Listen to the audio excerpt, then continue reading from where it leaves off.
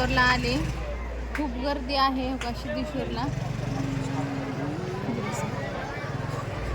महाशिवरात्रीच्या सगळ्यांना हार्दिक शुभेच्छा.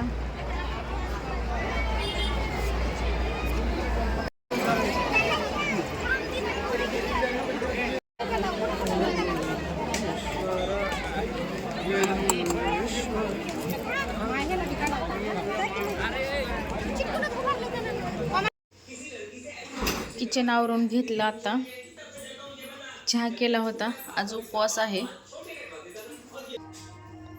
भांडे घासून ठेवले. पाणी नव्हतं घरी. आता आलं तर पाणी काय इकडं भरून ठेवले आणि इकडे कपडे लावले तर मशीनला. आणि एवढे कपडे हाताने धुवून टाकले तर थोडं पाण्याचा प्रॉब्लेम येते. आता फराळाचं करून घेणार आहे काहीतरी खायला. कोणाकोणाचे उपवास आहेत त्यांनी कमेंट्समध्ये सांगा. आता हे व्हिडिओ काही उद्याच पडणार. इकडं मुलगा कपडे घड्या केल्या. आता ठेवलेला आहे मध्ये नेऊन. हे सगळे सकाळची कामं आहेत. पाणी नसल्यामुळं सगळे कामं थांबले होते. आणि आम्ही आज शिवरात्र असल्यामुळं महादेवाच्या मंदिराला पण गेलो होतो. काय एवढ्या घड्या केल्या त्यानं. सगळे कामं उशीरला झालेत आमचे. येताना देवाहून केळं आणले होते. 4 राहिलेत केळं.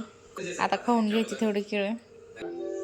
उज्जैनला तर जाऊ शकलो नाही, पण इथल्या सिद्धेश्वरला गेलो होतो. मग तिथं ते लईच तिकडलं फेमस होतं ना ते महाकाल कपाळाला लावायचं. ते लावून घेतलंय का छान दिसते. हे उपासाचं आणले तर बाहेरून संजय क्वालिटी हॉटेलमधून. एवढं दिले. दही, बटाट्याचं, शाबू आणि पूर्ण पापड्यातून दिले.